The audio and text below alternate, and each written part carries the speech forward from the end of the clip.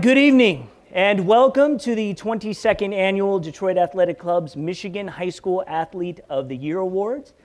Before we begin, and to get you in the spirit of the evening, I'm here kind of to loosen you guys up also. I'd like everyone to give a round of applause for the entire DAC staff for making this night so welcoming. What a wonderful experience. It gets harder, guys, trust me. This is as good as it gets, so enjoy your evening tonight. My name is Lauren Plant. It is truly my honor to be your MC this evening. I'm the executive producer of Yellow Flag Productions, host of State Champs High School Sports Show, if you've happened to see that. We're celebrating our 15th year on television. Very proud of that. To even be nominated for such a prestigious award such as Male and Female Athlete of the Year, it's extra meaningful because of the elements that go into the nomination. 3 criteria are used to select the nominees and the eventual winners: excellence in athletics, excellence in academics, and excellence in citizenship through volunteering leadership roles in school and in their community. So all the athletes here tonight are not only meeting these high standards, they exceed them. So why don't we just welcome our nominees tonight.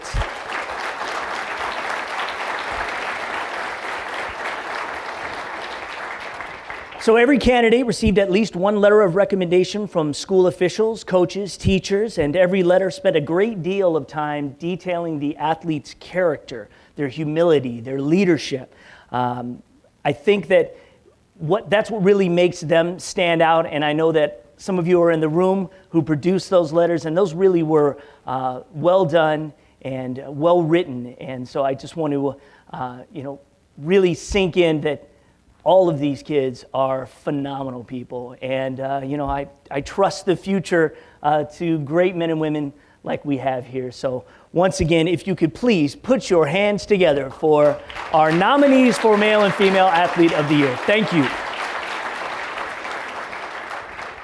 Okay, we've got a great evening ahead, but first, this event would not be possible without the support of our sponsors who are committed to recognizing the achievements of these scholar athletes. We want to thank our sponsors of tonight's event: Morgan Stanley, the 3Bs, the Ruby McCoy Foundation, Lear Corporation, James Group International, the Robert and Mary Carey Foundation, Van Conway and Partners, WC Decombe Company, Suite 618, Vince and Megan Brennan, El Masson Capitani, Blue Chip Partners Incorporated, SC Solutions, Beverly Hall Burns, Bill McCoy, Daniel Cedar, Dave Devine, and President Tuxedo. Thank you all very much. All right, thank you. So at this time, it is my pleasure to introduce the president of the Detroit Athletic Club. Please welcome Mr. Steve Mellos.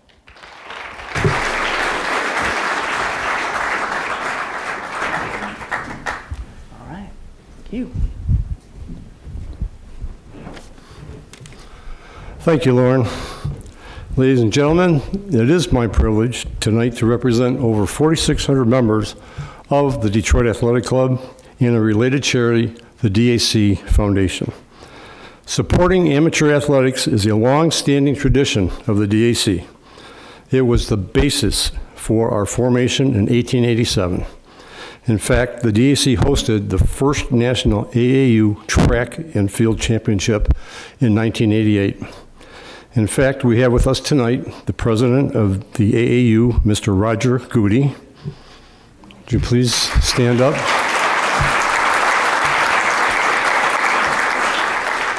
We also have the chair of the AAU James E. Sullivan Award, Melissa Willis, and the secretary of the AAU, Cindy Trombley.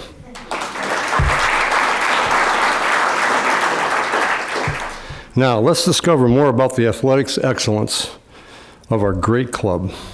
Throughout its history, the Detroit Athletic Club has played a critical role in shaping modern Detroit and in the development of international amateur athletics.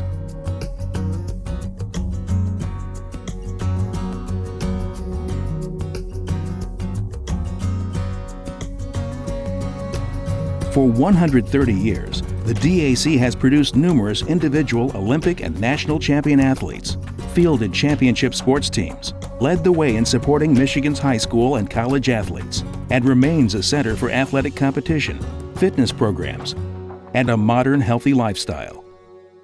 Founded in 1887, the DAC was created by a group of dedicated young Detroiters caught up with the amateur athletics movement sweeping the nation after the Civil War. Striving to manifest the ideals of competition and brotherhood, they built a simple but elegant clubhouse and created an amazing athletic center along Woodward Avenue. The DAC's first president, Frank Eddy, played an important role in founding the Amateur Athletic Union and was instrumental in bringing the first national AAU track championships to the DAC. The club quickly became the hub of amateur athletics in Detroit, with championship teams and outstanding individual athletes. On the Cinder Oval, the DAC produced the Four Horsemen, a group of members who all held national track and field titles. One of the horsemen, John Owen Jr., became the first sprinter to break the 10-second mark in the 100-yard dash, a record that stood for over 30 years. Harry Jewett was holder of a national title in the 220-yard dash, while Ted Luce won 2 national pole vaulting titles, and Fred Ducharme was a national hurdles champion. Other track and field national champions were Bill Devine, a Canadian sprinter, and pole vaulter Charles Dvorak, winner of an Olympic gold medal. Many of these young athletes were led by famed track coach Mike Murphy, who later made his name coaching for the University of Michigan. Besides winning 2 national baseball championships in 1890 and 1892, local baseball legends like Sam Thompson, George Codd, and John Kelsey led the various DAC hardball teams. Even the Tigers' famous Ty Cobb spent a summer playing for the Deltas. The club also fielded one of the first organized football squads in Detroit, often playing collegiate teams, including the University of Michigan and Notre Dame. The DAC's field was so outstanding that U of M often hosted their home games at the club, drawing thousands of local fans. Early DAC football star Neil Snow also continues to hold a unique Rose Bowl record for U of M.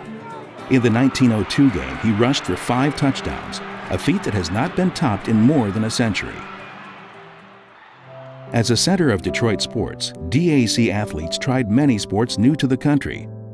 They built an ice hockey rink and lawn tennis courts, later hosting men's and women's tournaments. They bowled, played handball, fenced, wrestled, and more. The DAC was renowned for its cricket and curling teams, boxing exhibitions, and high-wheel cycling races. As the 19th century rolled into the 20th, members lost interest in amateur sports and focused on the flourishing automobile business. It was during this time that the club produced local, state, and regional championship basketball teams, led by one of Michigan's first great Jewish athletes, Jacob Mazer. And as Detroit evolved into a center for the auto business, members built a new clubhouse, which opened to great fanfare in April of 1915. The clubhouse featured extensive athletic facilities, including a natatorium with a swimming pool on the 4th floor, a full-size gymnasium, squash and handball courts, and a fitness center. A sporting way of life continued with swimming competitions, squash, handball tournaments, and bowling leagues. Over the decades, the DAC produced fine bowlers like Joe Paulus and Fred Smith, as well as handball and squash athletes such as Vic Tomlinson, Bruce Kennedy, Norm Fredericks, George Haggerty, and Rick Howe. Another athletic group was known as the Beavers. Formed in 1918, their brand of swimming, basketball, remains a unique blend of competition and camaraderie to this day. In the pool, famed coaches Matt Mann and Clarence and Betty Pinkston helped create and support Olympic athletes, including swimmers Jam Handy, Margaret Woodbridge Presley, and Ray Kay. Later on, diver Dick Degner won gold at the infamous Berlin Olympics in 1936. Thanks to the Pinkstons, the DAC produced many women Olympic swimming and diving stars. Helena Tomska-Papp, Barb Gilders, and Jeannie Stuño all competed wearing the club's colors, and Stuño would achieve the most fame with a diving silver medal. Other DAC Olympic stars included wrestler Charles Ackerley, rowers Divvy Duffield, Pat Costello, and Jim McIntosh, and cyclist Bill Freund. Gold medal swimmer Clark Scholes, boxer Chuck Davey, powerboat racing legend Gar Wood, two-time Indy 500 champion Tommy Milton, and professional golfer Walter Hagen were all DAC members. Today, Olympic medalist Peter Vanderkay can be found swimming with the Beavers. Besides the many amateur athletic contributions, DAC members have long been involved with Detroit's professional sports teams. Prompted by Charlie Hughes, members of the DAC formed a consortium in the 1920s to buy the Victoria Cougars hockey team, and they became the Detroit Red Wings. Later, they built the iconic Olympia Stadium. In the 1930s, DAC members, led by G.A. Richards, purchased an Ohio football team and turned it into the Detroit Lions, winning an NFL championship within 2 years. Throughout its history, the Detroit Tigers have been owned and operated by DAC members, including 3 past club presidents, Walter Briggs, Frank Navin, and John Kelsey. Besides sports events and programs through the Beavers, the Bowlers, and the Blackballers, today DAC members enjoy a fitness club, a rod and gun group, and scuba club. Members compete for club titles, enjoy annual golf outings, and take part in triathlons and city marathons. Each year, the DAC Foundation, along with a group of DAC members known as the Deltas, sponsor events throughout the year.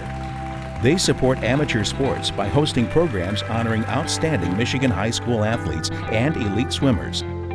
In the fall, the foundation hosts the annual Chuck Davey Boxing Classic, featuring teams from the U.S. military, Air Force, and naval academies.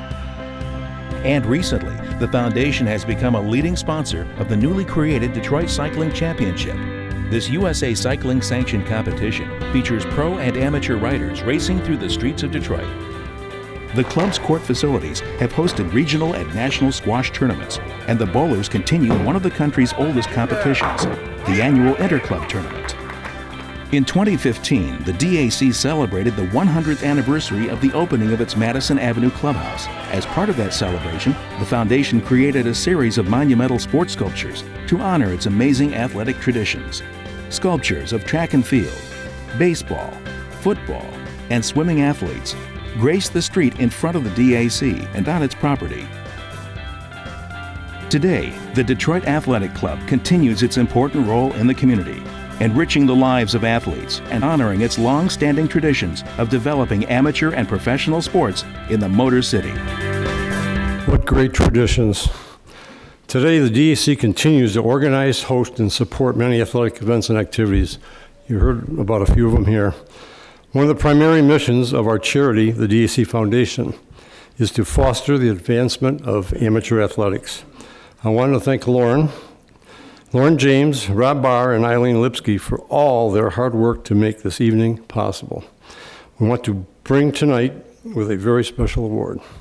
It's my privilege now to welcome Sean Moran.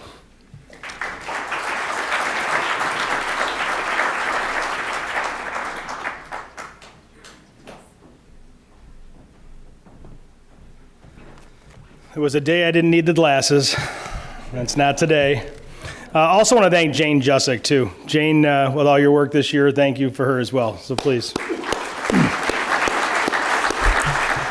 Mr. President, Mr. Mellos, thank you very much. I have the honor tonight by recognizing and welcoming a Michigan icon. Since 2011, we've been blessed to have the golden voice of the Michigan State Spartans and the Detroit Pistons here to celebrate the award for our young student athletes every year.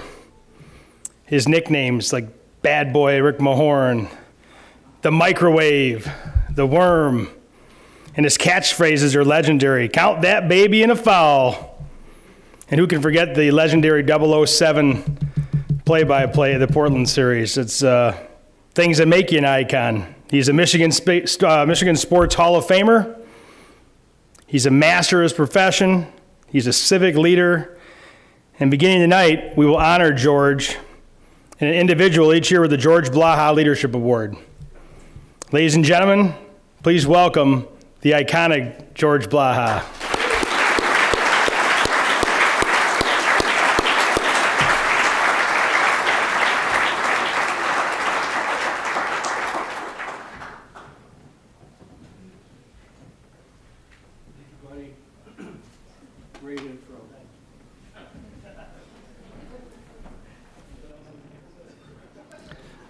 Not sure I deserve it, but what a wonderful introduction. Thank you, Sean. Great for me and my wife, Mary, to be back for this big night at the DAC for the Athletic Awards presentation that my late friend, DAC Beaver legend Marv Burke, originally invited me to be part of. And as in years past, Marv's lady, Peggy Grover, is here with us. Would my Mary and Peggy please stand and take a bow?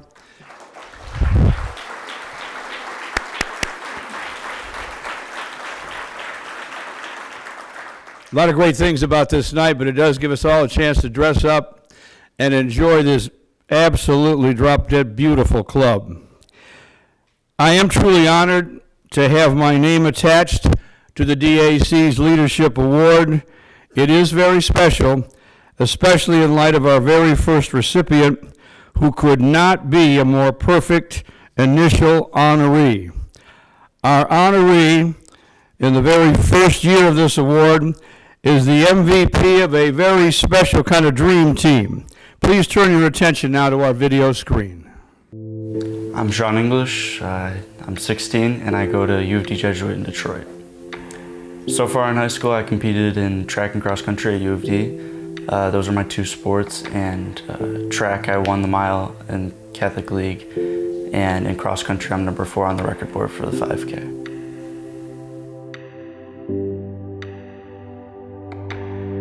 On April 2nd, I was heading to Mass to sing in the choir with my family, and we saw an accident in front of us happen. So we got out on the side of the road to help them. We pulled over on the shoulder. While I was getting out of my car, calling 911, my parents were over there helping the kids in the car that flipped in front of us. Well, Dr. Cynthia Ray got out of the car just like us. She was parked a little bit behind. And I saw her face, and I saw her coming towards us, and I saw that she was wearing a doctor's coat. My last conscious memory before the accident was actually turning around and talking to Dr. Cynthia Ray and saying, "Hey, I'm calling 911, can you go and check on them over there?" And a car came into the accident scene, and then from there I don't remember anything until I remember being on the ground and my mother standing on my chest so I wouldn't see my leg. I was taken to Henry Ford, in which she worked at, 5 minutes away, but her problem was more severe, so she had to go to Sinai Grace for her particular problem. And there's nothing they could have done after that, and she died roughly 5 days later. I mean, I saw somebody just before her death, basically. So it was, I mean, it's really like deep to think about that, and I carry that every day. Trooper Patrick Arena saved my life. He was the person that put the tourniquet on my leg that stopped the bleeding. And first responder on the highway, especially in Detroit with those highways, it's chaotic. So he saved my life. There's no other way to say it. And from then on, he stayed in my life. He stayed visiting. He stayed checking in on me, being with the family and stuff like that. So he's invited to Thanksgiving dinner. I was told in the beginning it was only my foot that was amputated, and that was not an amputation in the hospital, that was an amputation on the side of the road. They were trying to salvage as much as they could with my foot, but there's not too much they could have done, and they kind of brought up, we could do this like half-foot prosthetic, but there's so much research with baloney amputations. I did like probably 10 minutes of research, and I figured out what I wanted to do, and this was easier than the other option, and this was the way to go, and I trusted my doctors with that. So my goal in the hospital was to run again, and I can't run right now, but that's still my goal, and I'm still going to run again. I'm not just gonna run again, I'm gonna run fast again. Like I'm gonna win again. I'm very stubborn and I'm very driven, so I'm going to do as much as I can do. This isn't a life-ending injury, it's just a little timeout. Road to recovery hasn't been easy, but each day I just think about how hard it was before, so that makes the next day easier. And with the support, it's so hard not to make great strides of recovery. It's just hard to not do great things when people are saying you're gonna do great things. People look at this situation and I'm in a wheelchair or I'm not doing so well, but in my mind, I'm doing great. And I feel great, and I'm happy. So the prosthetic should be coming soon. It should be maybe even the end of the month. And then after that, I'm probably gonna need ACL, MCL surgery. And then after that, it's combining the two to get a fluent walking and running motion. And then after that, it's State Games of America or the Olympics. State Games of America is a very competitive field, and I look up to everyone competing in this. So I would love to one day be a part of that.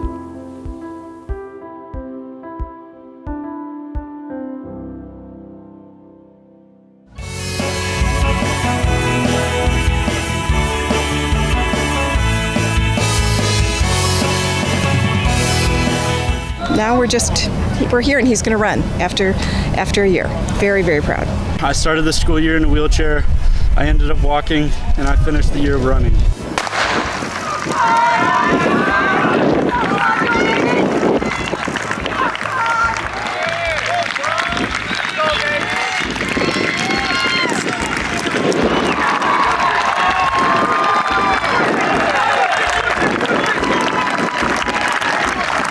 I felt like a runner out there. I don't know if you guys saw it. Before I got to that 200 meter, which is halfway, I was smiling, having a great time. I was just in so much pain that I couldn't even get a smile across my face. Every muscle in my body was hurting. So I'd love to see some of the photos of my hands up in the air, fists clenched, face everywhere. If I had longer hair in the wind. I just went out there, I did what I wanted to do, was finish, and I think I did that with flying colors.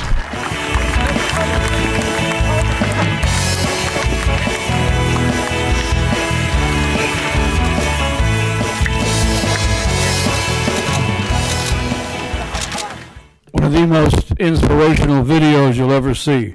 Ladies and gentlemen, the winner of the very first Leadership Award, please welcome to the stage Mr. Sean English.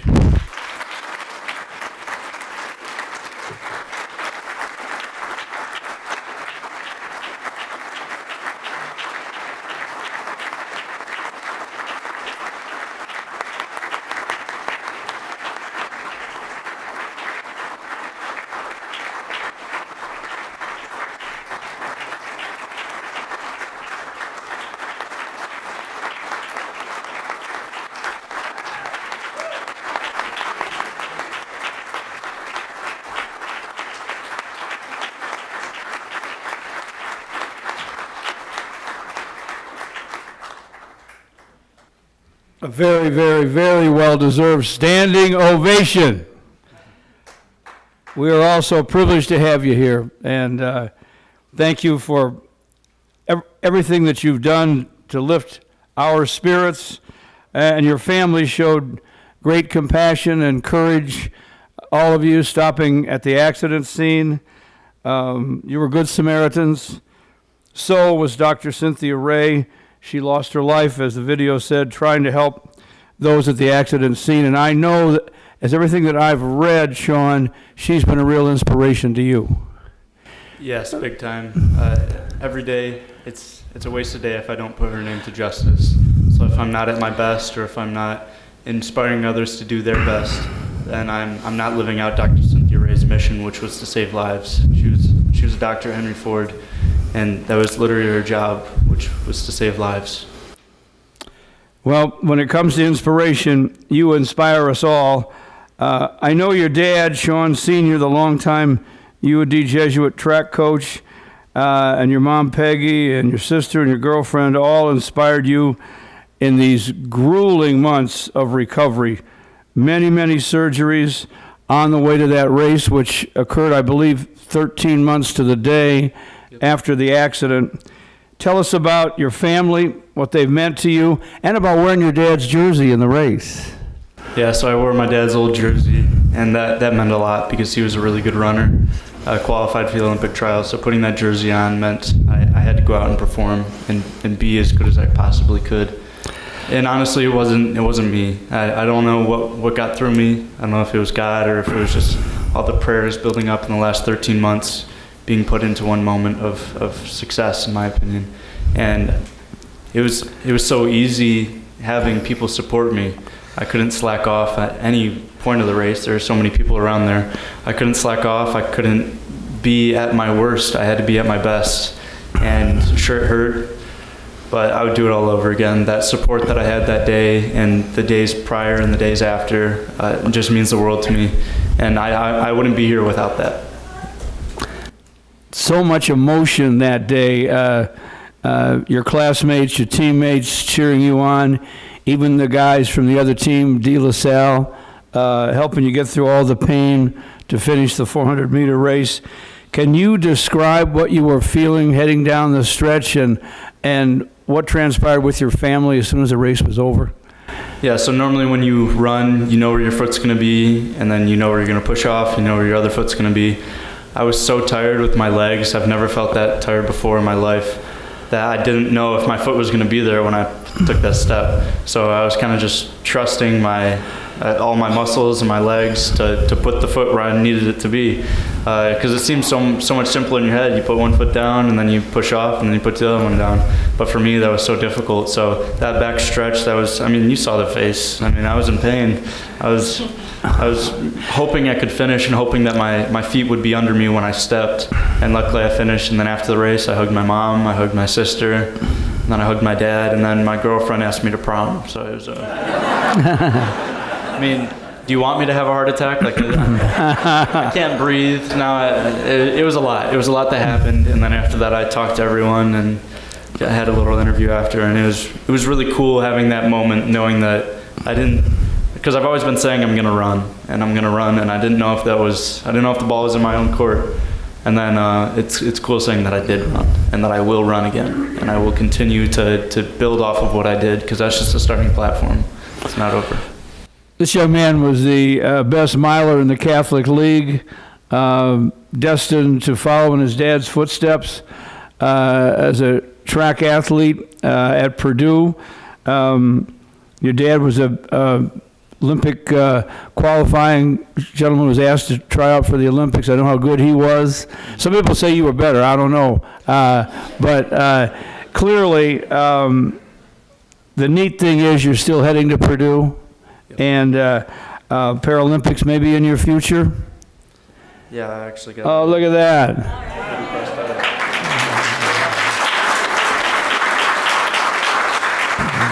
If that doesn't say I'm ready to graduate high school, I don't know what will. I hear media and communications could be your major as a Boilermaker? Yes, I'm planning on going into that field with all the cameras and stuff like that. I don't know, I feel very in the moment, and I take stress, and I take people kind of giving me these challenges, and I take that with a full head of steam.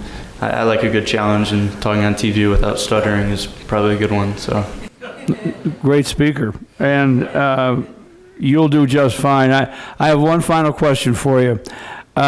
You have said that the accident, everything that's transpired since then, has really reshaped your life and the way you look at life. Would you share that with us, some of the new feelings that you have? It makes you cherish life every day. When life is almost taken away from you, you might have your phone taken away or the ability to drive because of surgery, but when that one thing that we all have in common, which is our life, when that is almost taken away from you, you cherish the little things. You cherish being able to go out to eat. You cherish walking down the road. You cherish the tiny things. And that's the thing that I don't think a lot of people realize, is that it's not the big things. You athletes over here, you guys are going to college, that's amazing, but just putting on your shoes today or putting on that dress or that suit coat, that's a little thing that you guys should be cherishing. And for everyone listening, I don't want anyone to have to deal with what I did, and no one should go through what I had to go through.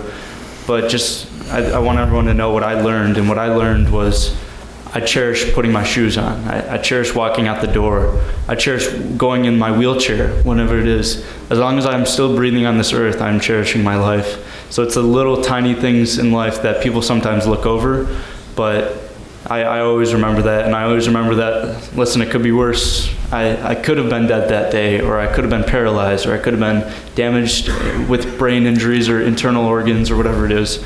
I was blessed this opportunity of life, and we all have been blessed even if it hasn't been the best health, it's health. We're all living, we're all breathing. So I think we should all be blessed that we are sitting in this seat today, and always remembering that there are people that have fallen, and there are people that would do anything in the world to be sitting here today.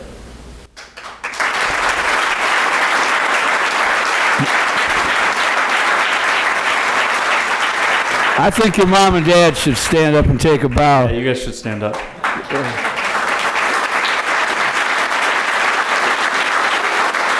Peggy and Sean Sr.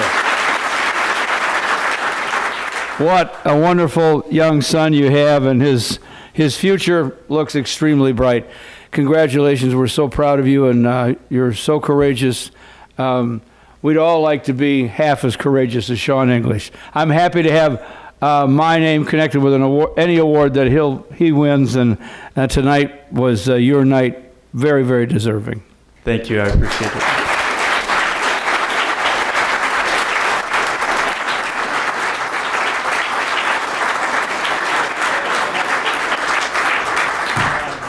Congratulations, Sean. I want you to know that you come back from the summer, you got an internship with state champs anytime. So you just let me know, bring you right in, my friend. You might take my job, but that's all right. That's all right. It'll be worth it. And hey, one more time, please. It means the world to have George here. A big round of applause for the man himself, George Blaha. Thank you, sir. Thank you very much. I don't know how we can top that. So, ladies and gentlemen, good night. All right. Without further ado, it is time to get to the real reason we're here tonight, and that is to first meet our nominees. So, let's meet the nominees for Michigan High School Female Athlete of the Year.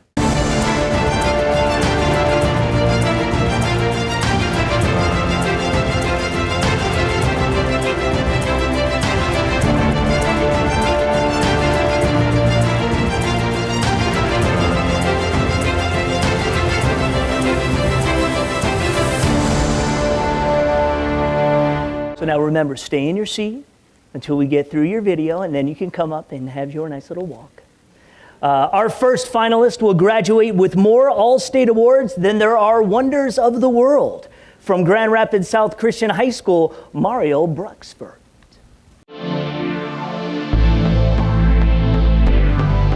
The literal definition of role model is a person looked by others as an example to be imitated.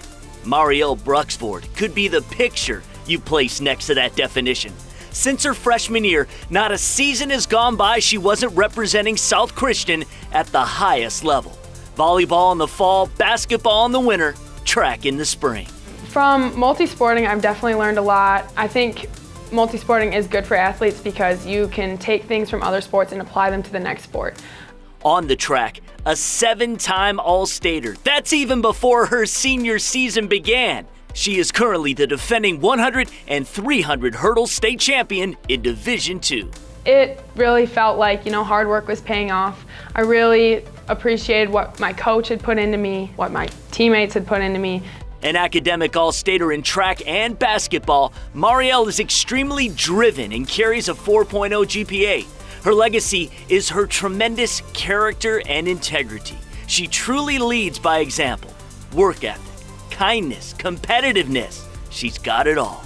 I would definitely give credit to my parents because they raised me to be hardworking and earn things for myself. For me, it's just a standard I hold myself to. I want to be somebody who's working hard at what I'm doing. Marielle has decided she will focus her athletic and academic prowess at the next level on the track. She chose the Big Ten, the University of Iowa, where the women are currently ranked in the top 25 in the country. And so when the opportunity for track arose, it was like, oh man, gotta go visit the Hawkeyes. And I really like the coach. He's the head coach of the whole program, and he's actually going to be my event coach also, which is pretty rare in track since it's such a big team. I'm also very interested in the business program at Iowa, and so it was just a really good fit for me. Active in her church, she also loves helping and mentoring kids. From being a kindergarten reading buddy to running a basketball camp, she loves paying it forward. That was super fun. Just really meets my passion in helping out the little kids and seeing them start to get it and play. So fun. Marielle Bruxford, nominee for Female Athlete of the Year. Put your hands together for Marielle Bruxford.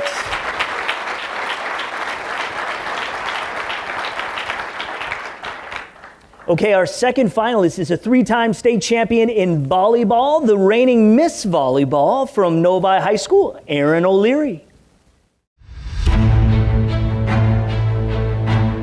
We all have that certain attraction to the sport we love. There's passion, but for some, it's literally an extension of who we are.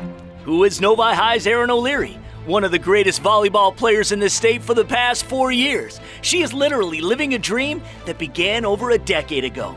Guess we should thank Erin's older sister for letting her tag along to practice, because everything about volleyball got her hooked. I always remember really loving volleyball. It was so fast-paced, every single point mattered, and that you were so close with your teammates and you were able to interact with them constantly throughout the entire game. That was really appealing to me. Passion became purpose. Erin is a setter. Her role? Put your teammates in the best position to be the best they can be, and if done incredibly well, in turn, you will be the cream of the crop. So from day one, Erin stepped on the court as a Novi Wildcat. She raised the bar, leading the MHSAA in assists for 4 straight years. Her 5,678, a state record. Erin led a Novi team that had never sniffed a state championship to 4 straight finals appearances, 3 titles. The first in her school to win Miss Volleyball, the school's principal wanted to make it a day Erin would never forget. We had our senior portrait that day, and so she's like, oh, we gotta get you to that senior portrait. And I walk in, and there's so many people with cameras, and I was expecting 1 camera, but not a bunch of cameras. Everyone is clapping as I'm walking in, and I'm like, who are they clapping for? And then I see all my friends and family and coaches and stuff, and then I realized what was happening. What's no shock? The other accolades. 3-time first-team All-Stater, 2-time Michigan Gatorade Player of the Year, 2-time first-team Under Armour All-American, Max Prep's 2017 National Player of the Year. She was a leader in her church, also a school yearbook staff writer the last couple of years, a 4.175 GPA. She was even a math Olympian, so naturally, it should be no surprise she graduated early. Erin is already in Ann Arbor, getting a head start for which will no doubt be a legendary career as a Wolverine with the University of Michigan. Being in the locker room and having a locker with the Block M that has my name next to it, and having a chair in the team room and everything, it's little stuff like that where when I see it, it reminds me it might be really hard and I might miss my friends back home, but that this is what I've wanted for such a long time. Erin O'Leary, nominee for Female Athlete of the Year. Ladies and gentlemen, Erin O'Leary.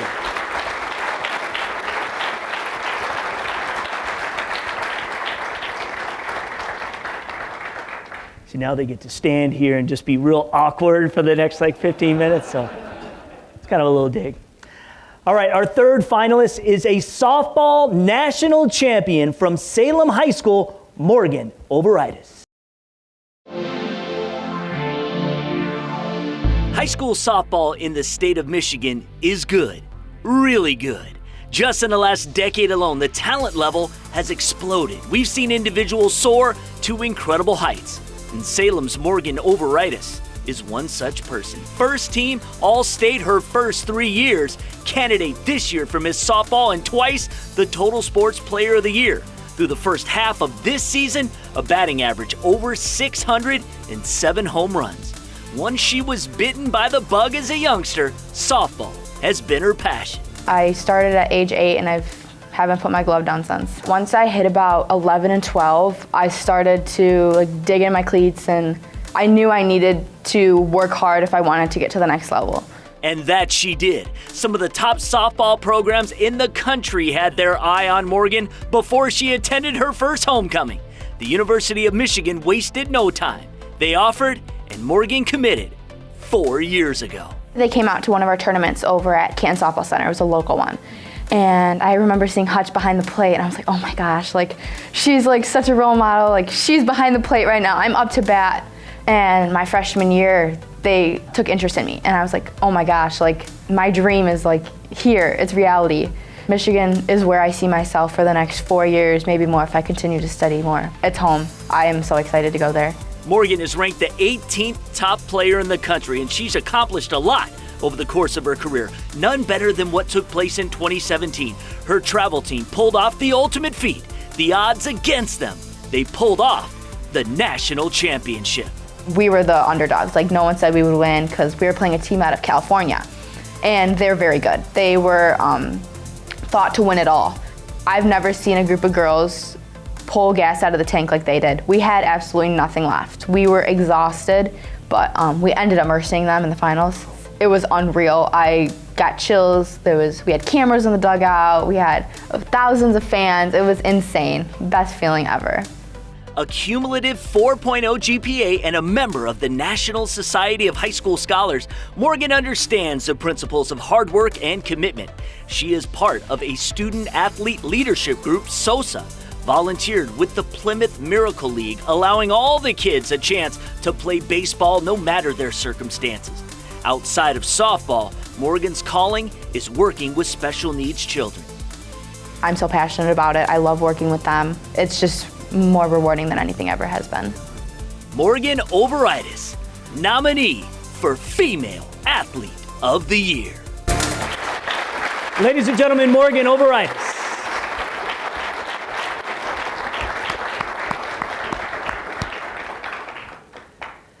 Okay, our fourth finalist has the most goals in lacrosse before she even started her senior season.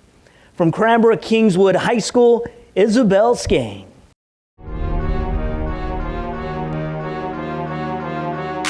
What does it say about an athlete when for the last 2 years you're considered one of the 20 best players in the nation, especially in a sport where the Midwest is still earning its stripes nationally? It says you're special. Here in Michigan, Isabel Skane will be regarded as the measuring stick for all lacrosse players who come after her. Before even beginning her senior campaign this year, she was already the MHSA's all-time leader in goals. Currently, with well over 400 to her credit, her record may stand the test of time. Lacrosse is generally not one of those sports kids just pick up by playing pickup at the park. She got hooked when her trio of brothers ignited the spark. Well, I have 3 brothers. All of them play lacrosse as well, and both my parents go to every game, every tournament they can. They are there to root us on, and it's been huge on getting where I am today, because it's just, if my older brother hadn't started playing, none of us would have picked it up, and it's like a huge family ordeal now. Skane will graduate a 4-time first-team All-Stater, 2-time U.S. Lacrosse All-American, and numerous other platitudes will no doubt come her way, all handled with humility and grace. I have been lucky enough to have a team behind me and girls who can set things up to where I can score those goals and stuff, because it all comes from everyone else making stuff happen. For Isabel, it's always about team. You see, in the sport of girls lacrosse, prior to last year, there had only been 7 champions since the sport was sanctioned in 2005. East Grand Rapids had won 5 state titles in a row, and it appeared they were headed for their 6th. Isabel and her fellow Cranes marched a furious comeback, and the game lasted 3 overtimes. In the end, Cranbrook were finally champions. It was surreal, especially because the way we won it, we came back from such a big gap, and we'd never beat them before, and it was our first state championship as the girls lacrosse team, and it was almost like we couldn't take a second to grasp what was happening. We were in this little haze, wow, this is real. Making the dean's list at Cranbrook no small task, let alone 4 years in a row. Isabel will take her knowledge and her talents to Northwestern University, a school known for academics, no doubt, but also women's lacrosse. My dream since I was little was going to Northwestern to play, and that's kind of come true, but now that it's real, I'd like to actually get there and play and work hard to make a spot on that team and do well. And there's the tryouts for the U19 USA team this summer, and I'm trying to get an invitation and try out, and it would be so cool to represent the U.S. and travel around and play teams from countries across the world. Isabel Skane, nominee for Female Athlete of the Year. Ladies and gentlemen, Isabel Skane.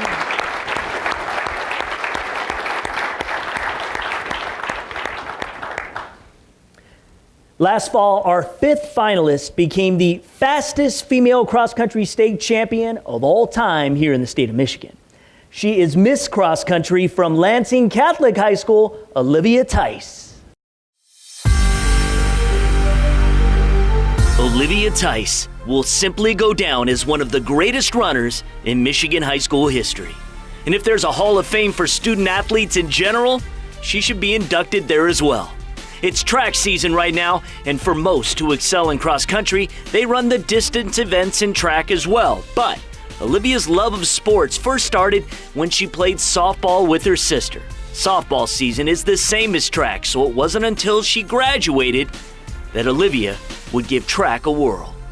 Well, once she graduated, there was less of a reason to play. It wasn't going to be as enjoyable without her there. I think that was a major thing for moving to track, and I'm happy I did. And also my younger sister runs track too, so it worked out that way. It just reminds me of cross country. It's basically, once you're in the race, and it doesn't matter where you're running or who you're running against. I like racing, so. So let's start with the reigning Miss Cross Country. All state each of her first 3 years at the state meet, 19th as a freshman, 9th as a sophomore, 2nd her junior year. Not only did she win the state championship last fall, she shattered the state record by over 2 seconds, a record this reporter thought would stand for decades. My ultimate goal was I wanted to win it. I had no idea what the course record was or anything like that. I didn't really have a set time. I just wanted to run well and hopefully come out on top. And luckily that worked out. We shouldn't have been surprised, because in her first year on the track as a junior, Olivia set Division III state records while winning the mile and the 2 mile. Her success is transferred to the national stage. She's a Foot Locker All-American, finishing 3rd last year. She earned All-American status in the 2 mile at the New Balance Nationals, taking 2nd. She's got great perspective and is always prepared. I go into it thinking anything can happen. I know that there's good races and there's bad races, and not everyone has a good day. So obviously I've learned over time with cross country and track that you gotta prepare well, and if you don't, you're not gonna have a good day. Olivia holds a 4.0 GPA and will run at Michigan in college. But competition is not nearly the whole of Olivia's being. She's co-president of the National Honor Society at Lansing Catholic, a student ambassador, and a retreat leader. And for the past 2 years, she's gone the extra mile, serving others on a mission trip to Alabama to help rebuild homes for those who are less fortunate. I love helping people and seeing the effects of my service to others, being able to see how happy those people are. Passion and purpose. Olivia Tice, nominee for Female Athlete of the Year. Ladies and gentlemen, Olivia Tice.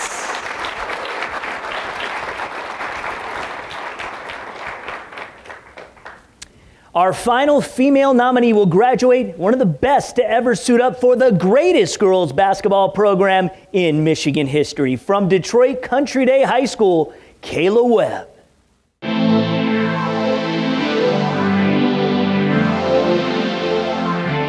For the love of the game.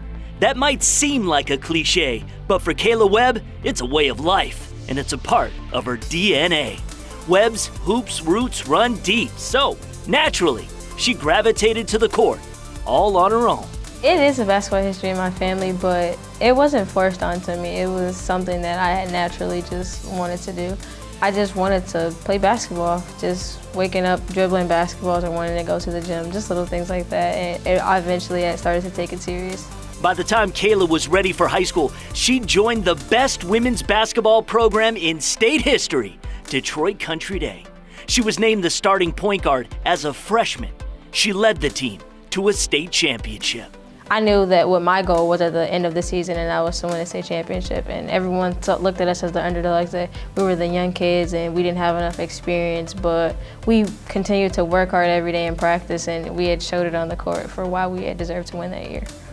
Kayla Webb was part of 3 state championships. She's a 4-time first-team All-Stater, a Dream Teamer, a McDonald's All-American nominee, and a 3-time state champion. She even participated a couple of years in the USA basketball trials.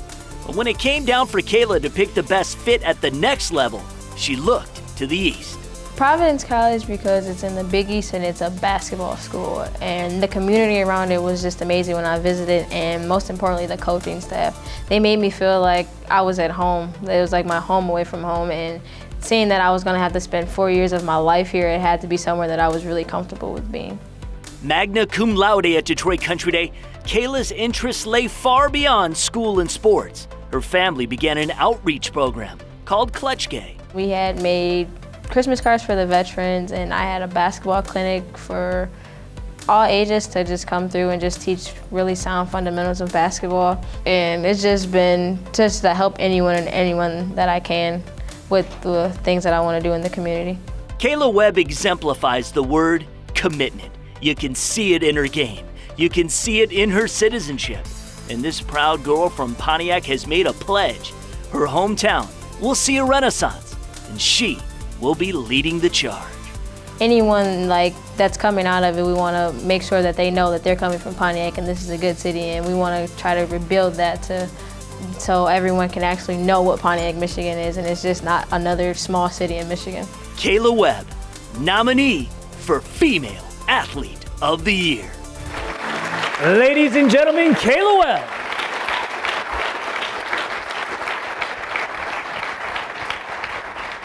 And put your hands together one more time. The finalists for the Michigan 2018 Female Athlete of the Year.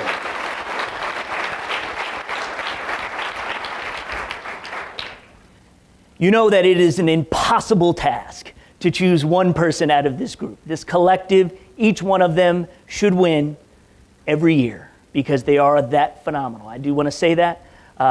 This group particular, I mean, you saw it, right? I mean, we got a lot to live up to. So, but there will be one winner. Steve, the envelope, please. See, I just like to stretch it out a little longer. Sorry. All right. Let's see what we got here.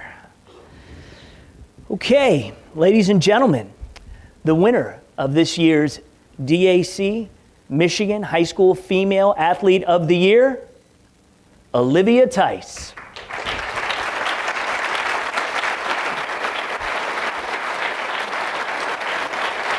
You guys want to thank her? That's fine. It's all right. You guys can. Yeah. Real awkward, right? So awkward. Yeah. All right, you guys can go on. Thank you. Congratulations to all of our nominees. Congratulations to you, Olivia. We'll take a picture here real quick. All right. Have a seat. Talk to you here for a minute. Yeah, you can put that down. I know it's a little heavy. It's a very attractive award, though, I must say. Here is your certificate. That is for you. Just got a few questions for you. Following in George's footsteps, you know. All right, so first off, congratulations. Thank you. I'm sure you're a little overwhelmed right now. Yeah. What a banner year the calendar year 2017 was for you. In the spring, 2 state titles in the mile and the 2 mile in track. You set D3 records in both of those. Then you had a second place finish in the 2 mile national championship down south. In the fall, you break the cross-country state record by over 2 seconds, All-American at Nationals in San Diego. Wow, right? Talk about just last year and all these, you know, especially because she did play softball her first couple of years to play with her sister, then decided to run track her junior year. Good decision. Talk about just from the spring forward, what a whirlwind that was. It was definitely different doing track compared to softball. I missed softball, but I knew track was really where I belonged. I think running track definitely helped me in the fall for cross country this year. I was able to keep running all year round, and I got to be with my team all year round, so that was a lot of fun. I think our team, I don't know what I was That doesn't matter. I don't know what I was Yeah, trying to say. it was crazy, right? I forgot what the question It's one of those was. years. It's one of those years you probably forget. It's like such a blur. Yeah, it's, you know. it's Exactly. So it seems like it's all. It's all good. Sean's the one going into media and communications, not you. So it's all good. So. I'm so bad at that. You told me about track nationals when we were talking, and you thought the race was going to start without you. Just kind of go over like that whirlwind that happened right before. Well, I was warming up like I always do, and one of the people working at the tent was like, "Why are you not at the starting line yet? You should be over there." So I started freaking out. I grabbed my numbers. I went over there, and they were like, "You should." Like, my heart was racing. So, and I was with a bunch of other girls too, so I wasn't alone, luckily. Right. But I was freaking out, and then when we got over there, they're like, "You guys have like 10 minutes. Why are you over here?" Right. And so I think that adrenaline really helped me with the race. So I'm very happy about that. But that was one of the scariest moments I've had in one of my races. Yeah, exactly. But it got you going. I want to ask you, in terms, I'm always curious, especially distance runners, because it's such a discipline to be able to do that and to do it well. To really what drives you, because, when you look at the sport, and it's similar to swimming, where you have, it's just sometimes fractions of a second that denotes a champion or a second place finisher. Where do you draw that fire in the belly? I don't know. Like I said in the video, I really like being competitive. I really like racing. And the fact that I really like to run in general, I think that helps as well. I think my parents, or my dad's fairly competitive, so some of that came from him. And I think I try not to run for myself. I try to run for the team. I love my team, and I think that I would do anything to try to help them win. So yeah. So Megan Goethals of Rochester High School was an amazing cross-country runner in the late 2000s, and she set the record for the state championship at cross-country. I really didn't think that would ever be broken. You beat it by almost 3 seconds, which again, in running world, that's a lifetime. You ran a 16:52.1, which is a great time.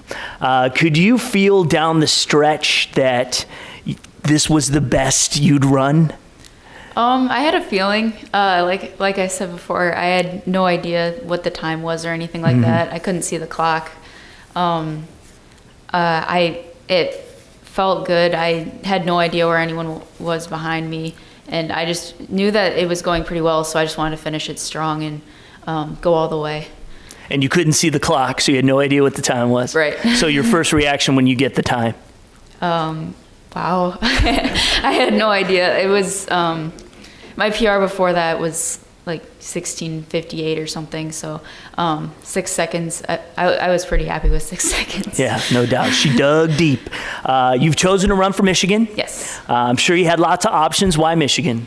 I don't know. I really connected with the coach and the team, the girls on the team there when I visited. So that really pushed me to go there. And then I kind of wanted to stay in state, stay kind of close to home. And I know that the program that I'm going into, kinesiology, that it's a pretty good program. So. All right. Well, we have a few Wolverines in this group here. So, ladies and gentlemen, put your hands together one more time for our High School Female Athlete of the Year, Olivia Tice. Thank you. Thank you.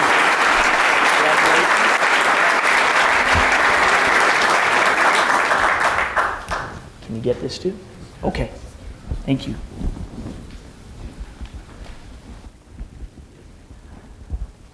Okay.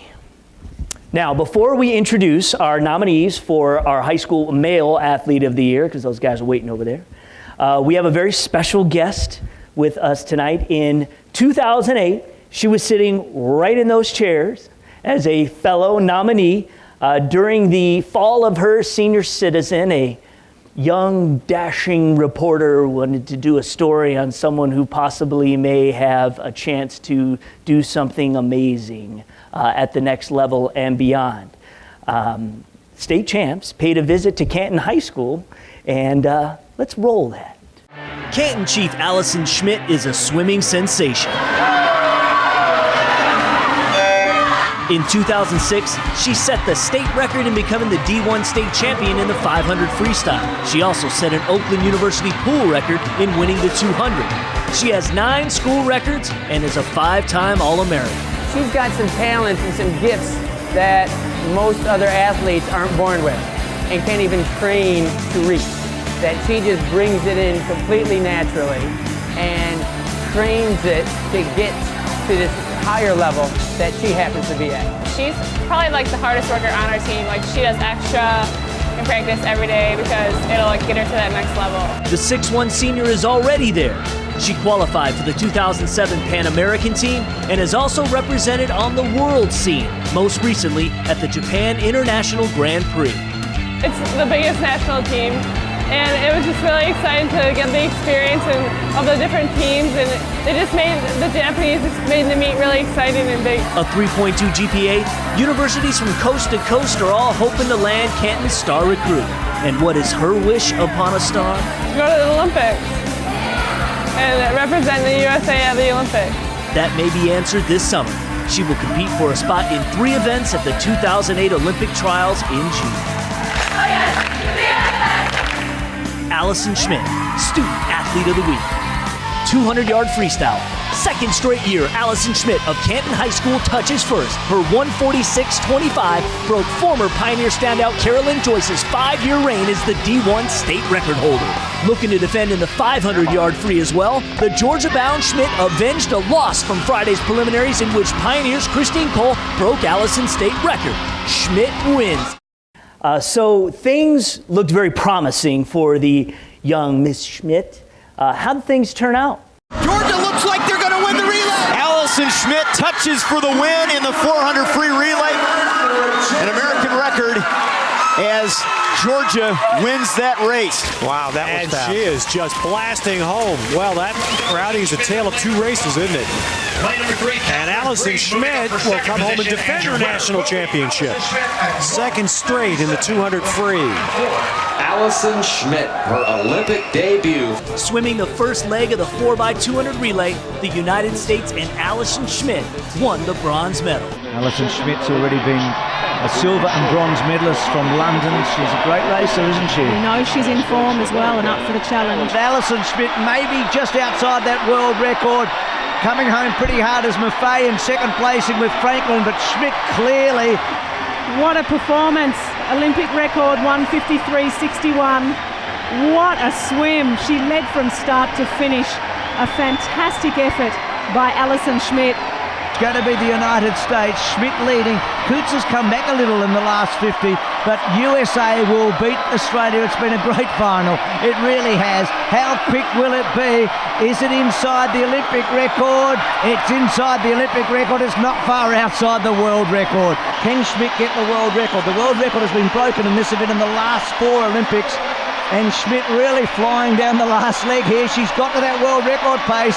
Well, she's got a couple of gold medals already. She's about to make it 3. Missy's about to get 4. Dana's about to get 3. Rebecca's about to get 2. And do they get the world record as well? They do. They've got the lot.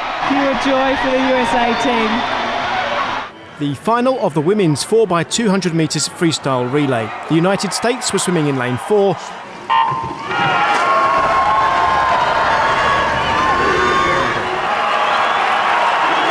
Ledecky touched first for the United States. The gold medal was presented to the United States, with Allison Schmidt winning this event for the 2nd Games in succession.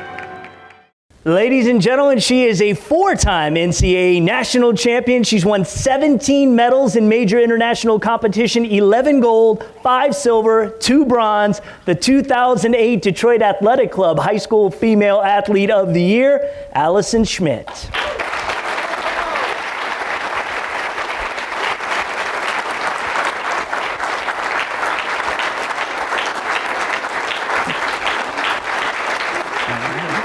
Have a seat. So we thought we'd take a little trip down memory lane. You see that and you think what?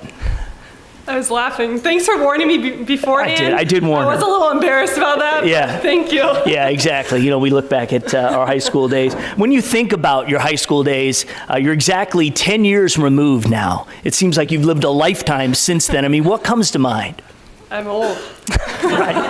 Sure.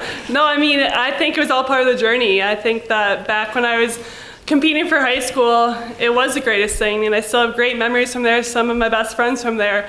But it also opened up a lot of doors, a lot of other opportunities that I've been able to meet a lot of amazing people. I've been able to represent different University of Georgia, the United States of America, State of Michigan. I'm currently at Arizona State University getting my master's in training again. So if you would have asked me where I would have been in 10 years ago, it was not where I am now. Right, exactly.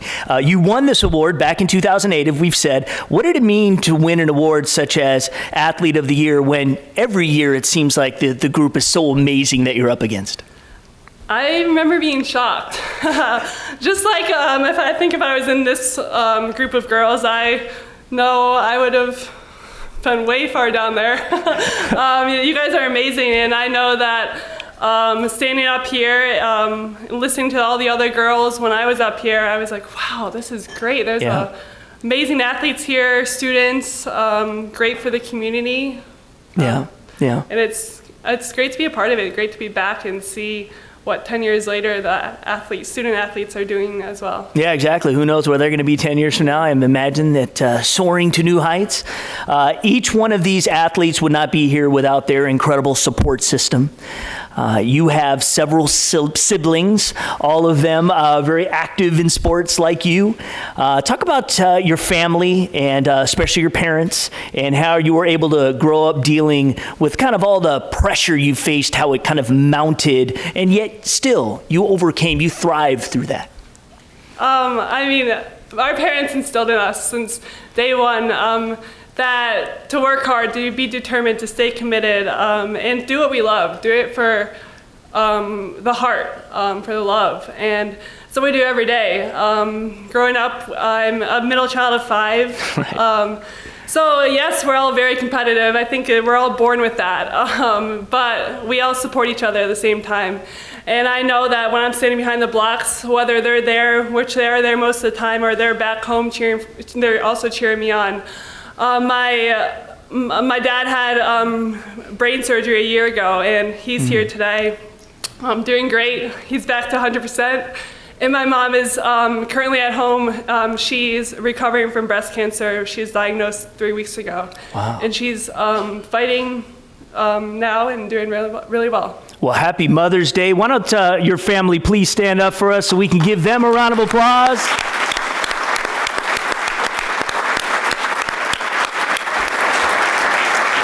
Well, you have an incredible story. National champion, an Olympic champion several times over, your dreams fulfilled, but depression doesn't care about your accolades or anybody's lot in life. It can grab a hold of you and not let go. Please talk about your personal fight and why you felt the need to share your story with the world. It's a disease that no one can see from the outside. And being an athlete, I know that we're all taught to push through, to persevere, that if we can persevere on the field, we can make it anywhere, or in the pool, or on the track, wherever you are, at the court. In my case, no one is going to be finishing my race. Work hard and you'll finish your own race. But in the game of life, it's much bigger than that. And for me, I was probably had started feeling signs of depression back in 2012, and I internalized all of that. And I said, I felt like I was complaining if I said anything. I was told day after day how lucky I was to have all the successes I've had, to be at a great school, to have great friends and family. I was very grateful for where I was, but internally I would have given back every medal I had to have that feeling of happiness. It took until May of 5th, 2015 when my 17-year-old cousin, who was going on to play Division I basketball, committed suicide. A week after her 17th birthday, and at that time, a week after, I finally submitted saying that I was battling as well. I went and saw a psychologist, and I know how to put on a face. I know what the media wants to hear. I know what I'm supposed to look like, how I'm supposed to be happy, how I'm supposed to react. We all learn that. But to be vulnerable, to show your true feelings, and to reach out for help, I think shows strength more than any goals or any medal that you can win in your sport. Right. And I know that,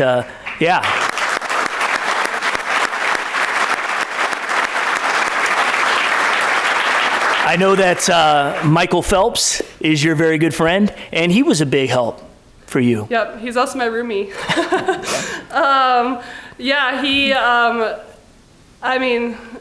You can see publicly all the troubles he went through with DUIs, the bomb picture. Everything is highlighted, especially as an athlete. We're role models as athletes, and it's very important to keep that image. I know we're under a microscope a lot of the times, and yes, there are many mistakes, but you can also own those mistakes and learn from those mistakes and help other people learn from those mistakes. And I know when he came back from rehab in 2015, he was the person that said to me, "Hey, Schmitty, I know you're not yourself. I can help you, or I can find someone to help you." And at that moment was the first time that I broke down on DAC, which I never like to show any quote-unquote negative emotion, and I always thought crying was negative emotion. But I didn't ever like to show emotion that wasn't happy or positive. And on that time, I broke down in DAC for the next 2.5 hours, and on that Monday, I went to go see a psychologist for the first time. Wow. Now, wow. You come back, come back on the other side, because from what I understand, you're not ready to throw in the towel, right? You still got some tread on those tires. Am I right? You're still going to try and compete? What's up? Yeah, I thought I was done. I thought I was retired. Right. Traveling and living the retired life, but I realized real quickly that I missed swimming, and I definitely had more goals. So I'm currently getting my master's in social work to be a counselor for athletes who have mental illnesses. But I jumped in the pool last September just to get fit again, and that turned into 9 practices a week with 6 weight trainings a week. And so now I'm also training and getting my master's. Awesome. Good stuff. I feel sorry for the swimmers who you'll have to go up against. They thought they were rid of you, but you've come back. They'll probably bring me a cane. Yeah, right. Yeah, oh yeah. Finally, these amazing young men and women are about to embark on their journey of life and sports at the next level. Their potential, like yours, is limitless. What advice do you have for them? And what do you wish someone may have told you before you headed off to competitive collegiate athletics? Well, that's a tough question. To enjoy every moment. It goes quick, and I know people tell you day after day how fast college is going to go. They told you how fast high school is going to go. You don't really ever notice until it's gone, but you don't know when your career could end. So go out in the community. I've seen in this video how much you guys are involved in the community, how much you guys love your teammates. Love your teammates, especially when you go to college, the other sports. It's a community within the student athletes. And so enjoy those moments, and because live for those friendships and those memories, because that's what you really cherish forever. Those medals or trophies all go in your bed, the records get broken, medals get dusty, but the friendships and the memories you have with your teammates and with the other student athletes is what you really remember and cherish for the rest of your life. And we cherish you for being here. Thank you very much, ladies and gentlemen. Allison Schmitt.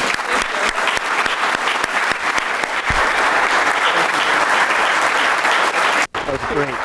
Okay.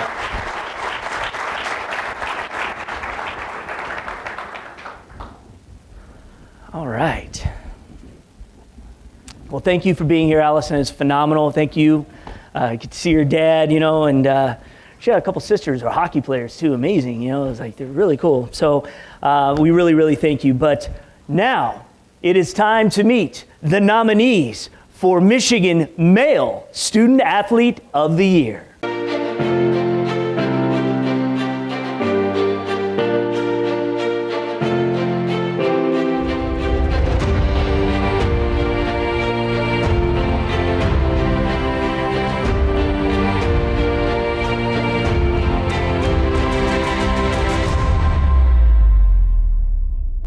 Our first finalist could not be with us tonight, but he is the reigning Mr. Basketball and the all-time leading scorer in the history of his school. From Clarkston High School, Foster Lawyer.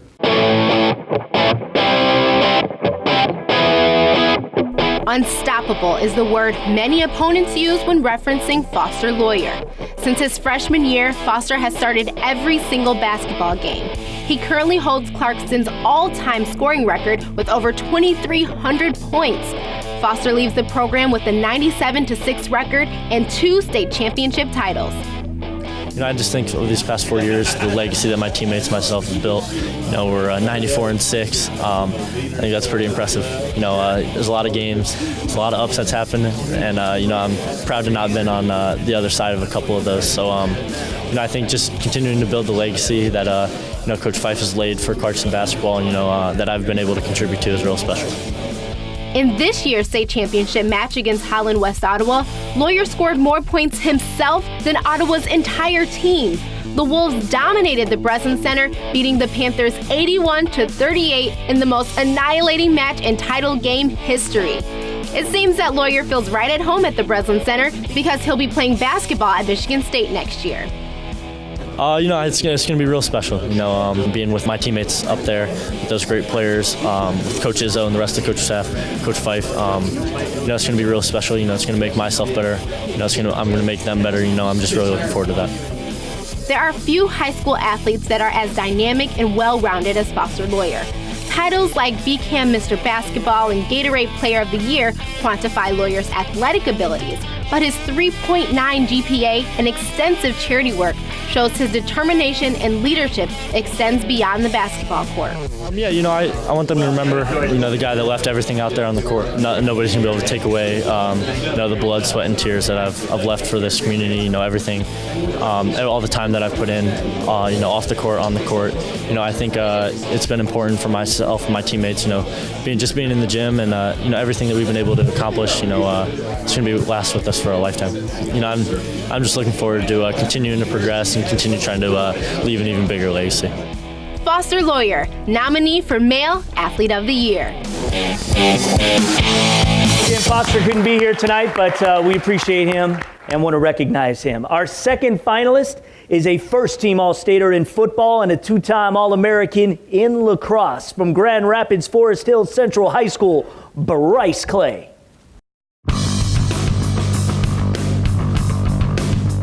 Bryce Clay is a poster child for multi-sport athletes. He's dominated both the lacrosse and football fields at Forest Hills Central. In football, Bryce plays both sides of the field, and during their 12-game undefeated streak, he earned the nickname Big Play Clay. His football coach says Bryce is a generational type of athlete and boasts that he is the most dynamic football player he has ever coached. You know, my dad and a couple other coaches always said that, you know, you may not be the best on the field, but you have to think you're the best on the field. And I always think when I step on the field that I will be the best and I will outwork anybody. You know, I want to be better than the guy across from me. I want to work harder than him.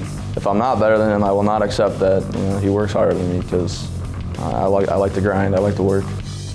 His hard work paid off big time on the lacrosse field.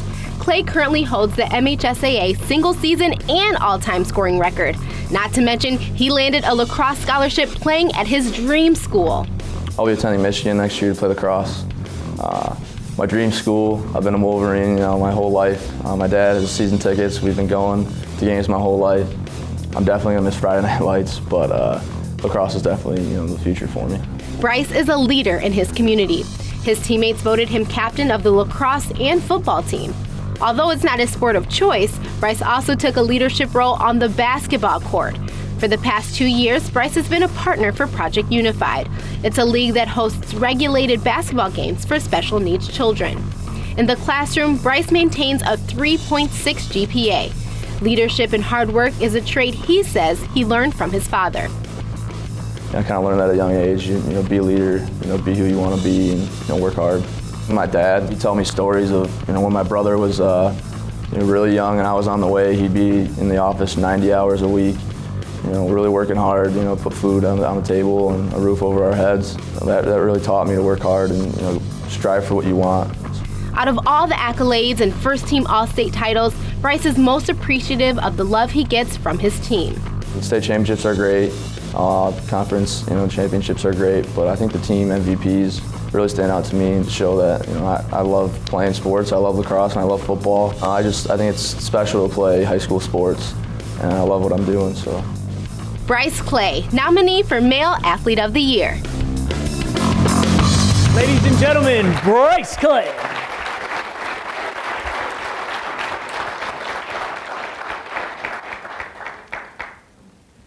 It's tough to be the first one up here, but you're going to do just fine.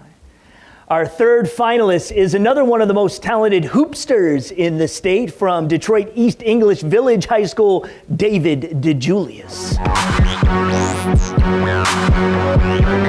David DeJulius is a high-scoring point guard with a quick mind.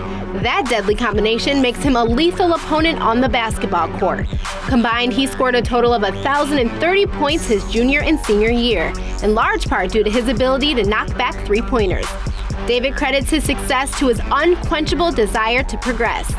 It could be a weakness and a strength of mine because I'm so determined to be the best me that I'm never satisfied. And it's a great gift of mine is that it keeps me striving for the best. But I also sometimes have to know that I'm in a good position and be happy where I am at for now. Unexpected hardships riddled the beginning of David's senior year. He sustained an upper quad injury that sidelined him for 4 weeks. On top of that, David lost one of his biggest cheerleaders. His grandmother passed away just before East English played Detroit King. That game, David only attempted 5 shots, which is the lowest in his high school career. But not willing to let his team down, David dedicated the rest of his season to his grandmother and played more aggressive than ever. A prime example would be the East English versus Clarkson game. East English was behind the first 3 quarters of the game, but in true David fashion, he scored 17 points in the first 5 minutes of the 4th quarter. East English won 80-71, handing Clarkson the first L of their season. Everything I do, I just know that others are watching me. And if it's something that I feel that it's something that's leading and will inspire others, then it's something that I would do. Whether it's picking up trash around his school or mentoring kids in the area, David always finds time to give back to his community. My identity, first and foremost, is being a better person than I am a basketball player. Because, in the basketball game, you kind of can't control everything that happens. But in life, I can control me being a good person. So in life, I just try to control everything I can and leave everything else up to God. David has been on the National Honor Society all 4 years of high school. His coach, Ron Rickman, describes him as being completely obsessed with learning, a skill that will definitely come in handy next year at U of M, where he'll be playing basketball. I would say my dad is more so basketball, and my mom is more so educational, and I live with my mom, so I have to hear that all day. Make sure you mind your own business, you do your own work, and you stay to yourself. There's a speech every morning I got to go into school. But really, the main goal for me is just to be a leader, to do my best and do what I think God blessed me to do to inspire people. David DeJulius, nominee for Male Athlete of the Year. Ladies and gentlemen, David DeJulius.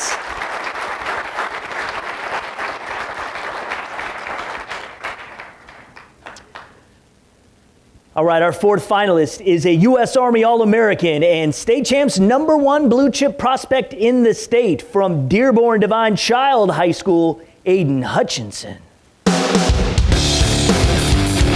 Strong leadership, strong character, and strong athletic abilities. At 6'6" and 260 pounds, Aiden Hutchinson is just plain strong. And as a defensive end, I'm pretty sure he's not someone you would want to see on the opposite side of the ball.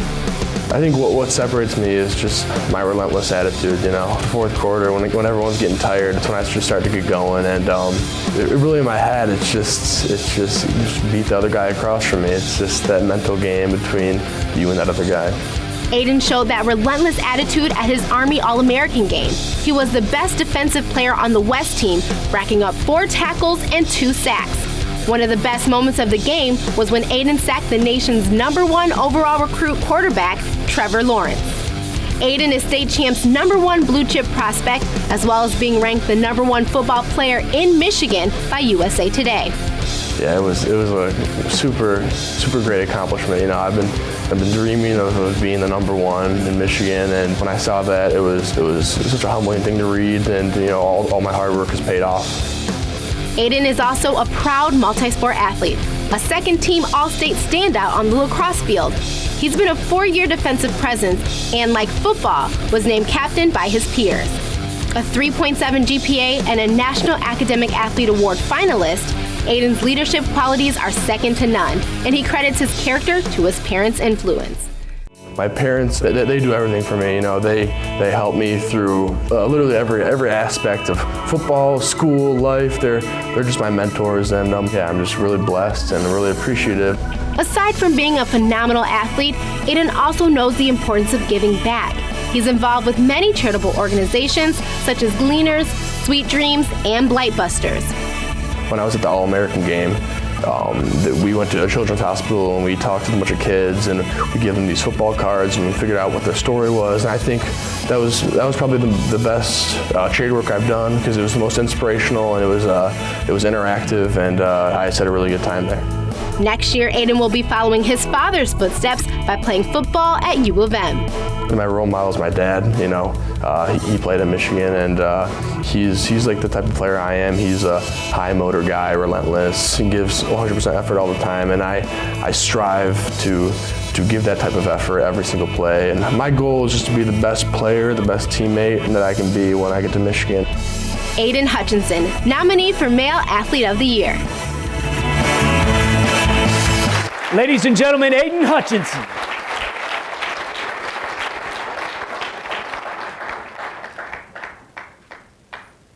I was watching your parents there. They were pretty good reactions. Okay, our 5th finalist is state champs Mr. Football from Muskegon High School, Ladarius Jefferson.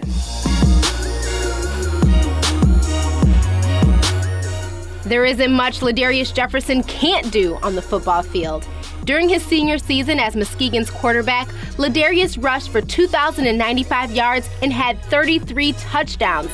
He successfully completed 67 passes for 1,205 yards, making up for another 21 touchdowns.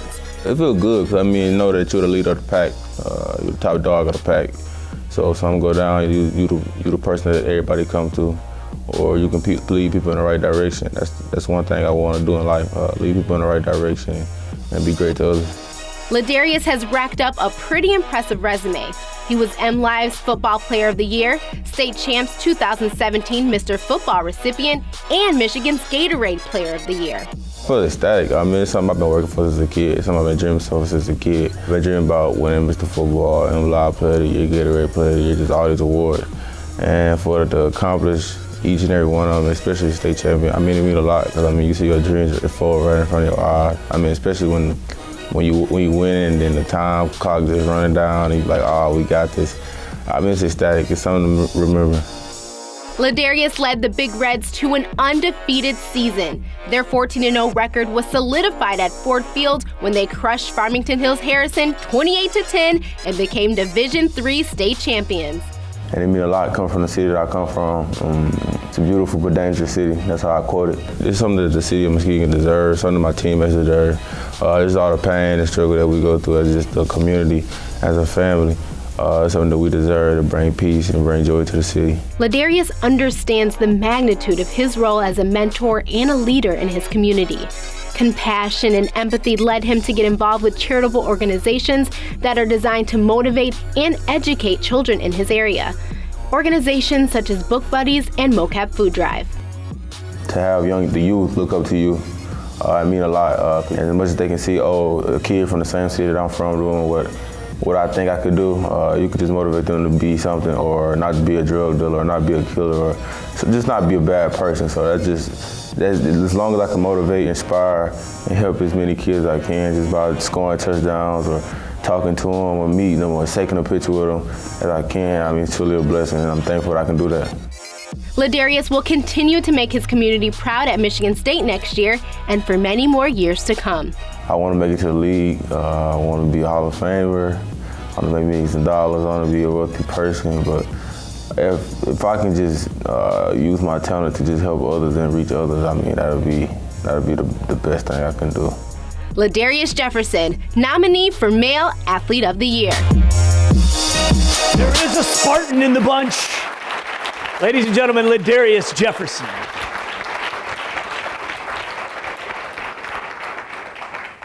Okay, our final male nominee is the #1 ranked baseball player in the state, top 100 in the country, from Saginaw Heritage High School, Spencer Schwellenbach. Spencer Schwellenbach is as versatile of a baseball player as they come. His teammates can rely on him to fill any position, and his coach simply says he doesn't have a weak area. Spencer is a shortstop with a fastball that touches 94 miles per hour.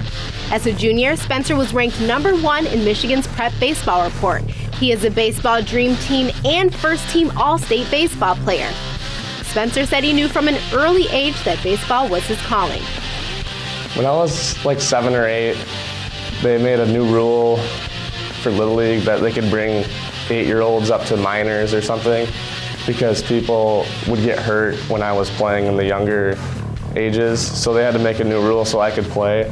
So I was like, wow, I must be pretty good if they have to switch all the rules up, and I'm the youngest kid playing in this division. Baseball is Spencer's bread and butter, but he dabbled in a lot of sports. In high school, he played basketball and was on the Saginaw Valley League's first-team all-conference in boys soccer. While juggling all his sports, Spencer maintained a 3.7 GPA and received multiple scholastic awards. I love the competing nature, and there's always a winner at something, and I love to win.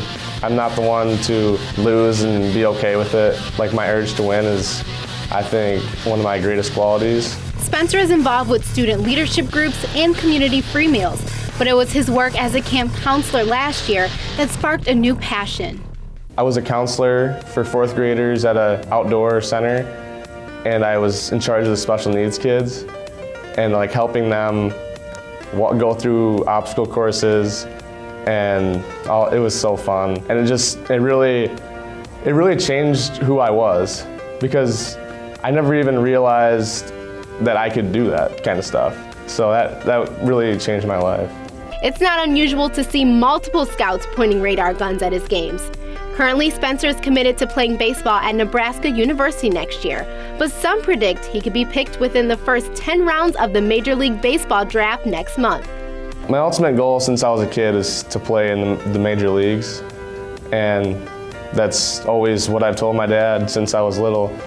Is when I'm watching the Tigers on TV, I always tell him I want to be like those guys. I want to play in front of everyone, and I want to experience that. People, they like to hunt or they like to fish, but what I like to do is like to go up to the field and hit baseballs. Spencer Schwellenbach, nominee for Male Athlete of the Year. You know, the Tigers have a game right now. I think we can get him suited up, get him over there in time for the 8th inning, man. We need some help. All right, ladies and gentlemen, one more time, please put your hands together. The finalists for the 2018 Male High School Athlete of the Year.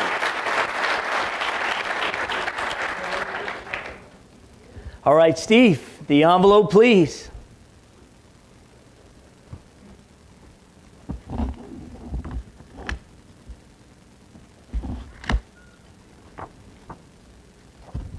Olivia Tice. No, we already been there. So. Okay. Again, all you guys, fantastic job. I know you're going to represent us so well at the next level as you have in high school. I will not beleaguer this any longer. The winner for this year's 2018 Michigan High School Male Athlete of the Year, Aiden Hutchinson.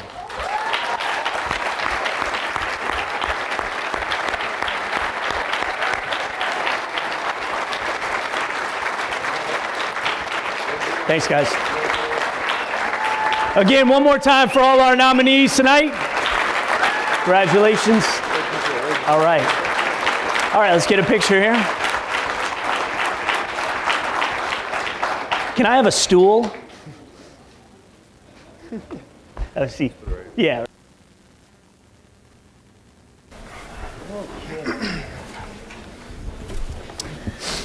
All right. How are you feeling right now?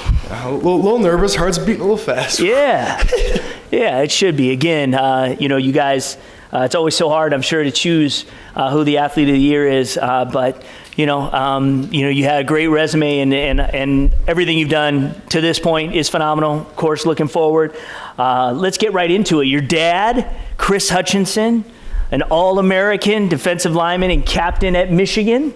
So it was a no-brainer that you were going to Michigan, right? Right. Well, a little bit. Okay. I kind of had to weigh my options a little bit. I started getting looked at my sophomore year, and ever since before that, it's been Michigan. But then I started getting looked at by a lot of different colleges, and so I kind of decided to back off the Michigan train a little bit and really just look at all the other colleges out there. So I visited a bunch of other Big Ten schools like Wisconsin, Ohio State, Michigan State, and none of those schools really compared to Michigan. So my junior year, it was an easy decision to make, and that's why I'm going to Michigan. So. And so it begins. And one of the unique things is the defensive line coach there, Greg Madison, actually was able to coach your father, I think, his last year, and is going to get to be your D-line coach, so that's full circle, big time. But you did put a card on your wall around 8th grade, right? And what did that card say? It said, I will play football for the University of Michigan. So there you go. Your sisters are at U of M too? Yep. The whole family is going to Michigan, so it's kind of my calling. So. Speaking of the family, if you wouldn't mind just standing up, I'd like to recognize the family.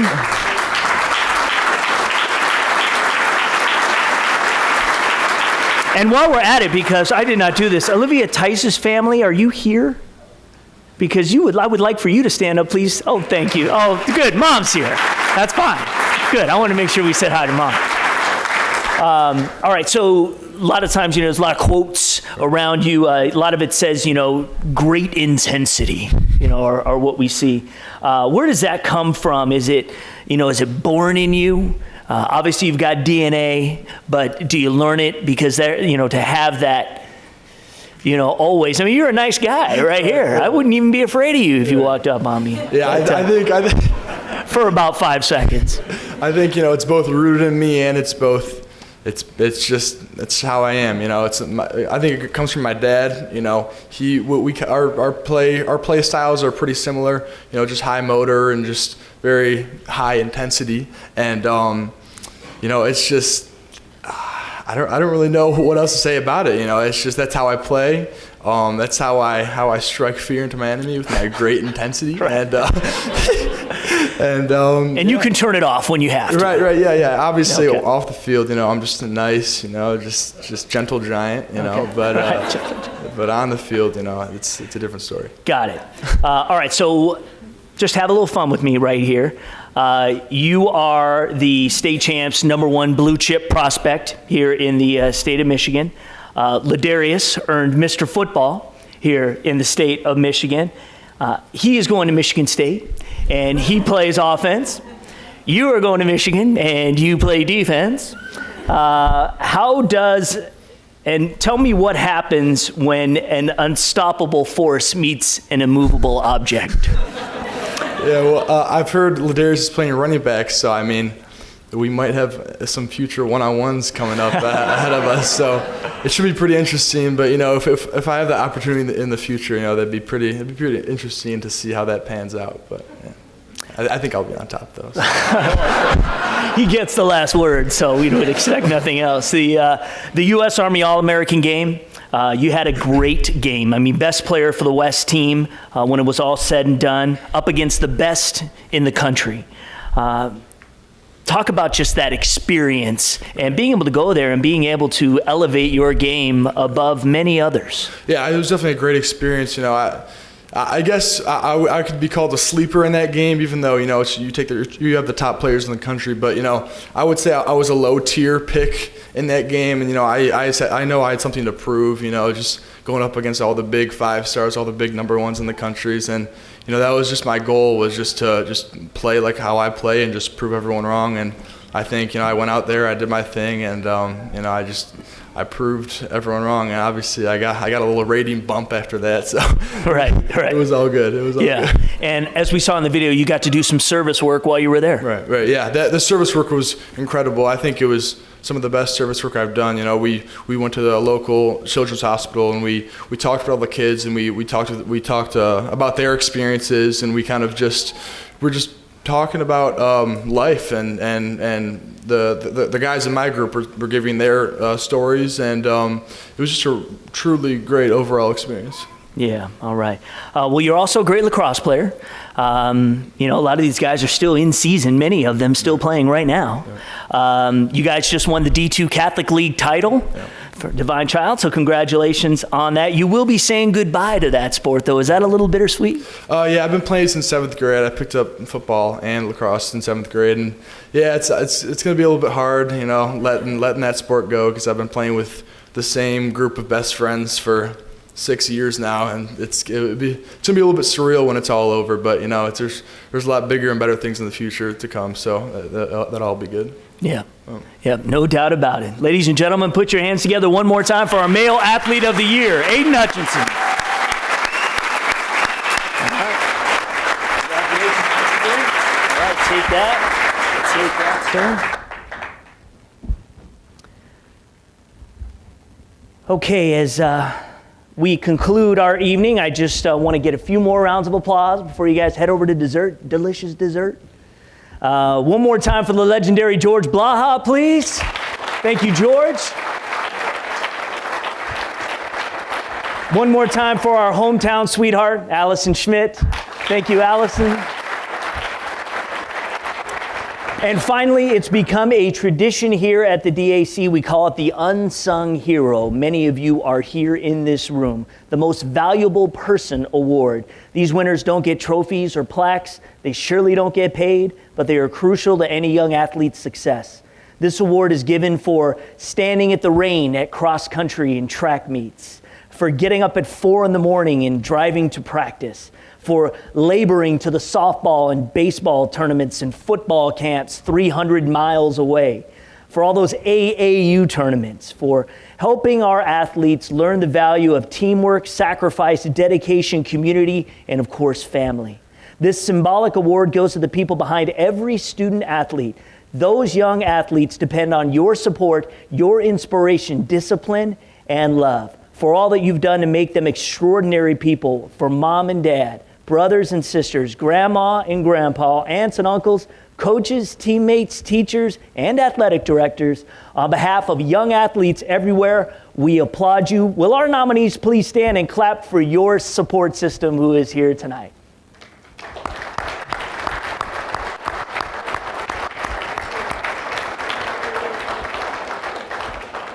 So we just wanted to give you a shout out to those that sacrifice so much. I'm one of those now, so we need our love. All right, I invite you to tell everyone to watch highlights of tonight's award show this Saturday morning at 11 a.m. on Fox Sports Detroit. I would like to thank my entire State Champs team who was here tonight and who will be putting on the show, and of course the DAC audio-visual team here. You guys are outstanding. I invite you all to join our honorees in the adjacent room for dessert. Thank you for celebrating with us, and good night.